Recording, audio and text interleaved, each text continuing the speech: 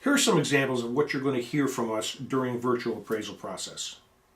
Here's a discussion on U.S. stamps. So let's start with the stamps. Is somebody taking notes? I'll take notes. Okay. Yeah. Open up right. to the beginning stamps. Not every page is filled. No, never is. That's the earlier ones are the hardest ones to find. 1861, the first page. So are there any stamps on that? Yes. 4.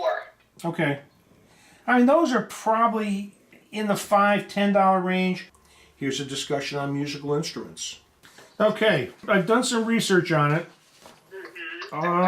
Here's one. I only found one Holton 2-bell euphonium. And it was in an auction. We're going back to 2014. And they described this as a 1930s Holton 2-bell euphonium. The good news was the pre-auction estimate was $2,000 to $4,000. Bad news is it didn't sell. They couldn't even get a price of $1,000.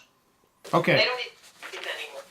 So then you have two ways to sell that. Either you could send it to an auctioneer like David Cordier and make sure it's included in one of his musical instrument auctions. Right. Because people will travel, collectors of musical instruments will travel farther for an entire collection than one single instrument. Okay? If you give it to David or any other auctioneer in the country, you lose control of the selling situation, and it goes at absolute auction. Whatever it sells for, it sells for. If you put it on eBay, you control the selling situation. If you're saying, I'm not taking less than $1,500, then you start the bidding at $15,000. If you don't get it, you have to pay a listing fee, but you still own it at the end of the day. So that's your choice how you want to sell it. At auction, you run the risk of having it go for far less than you want, but you also have the shot at hitting a home run. Here's a discussion that we had on an Eames mid-century modern chair. How about this Ames chair? Ames chair? Let me see the underside. From in 1950 something. I mean, I'm thinking it's got a shot at a couple $100. I mean, I'm not big onto the mid-century market item, but mid-century modern is hot right now. And Eames, E-A-M-E-S, I believe it's E-A-M-E-S is hot.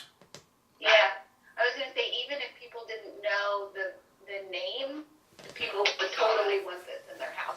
But people will pay a premium price for the name. Here's a discussion that we had on some Hummel and Yadro figurines.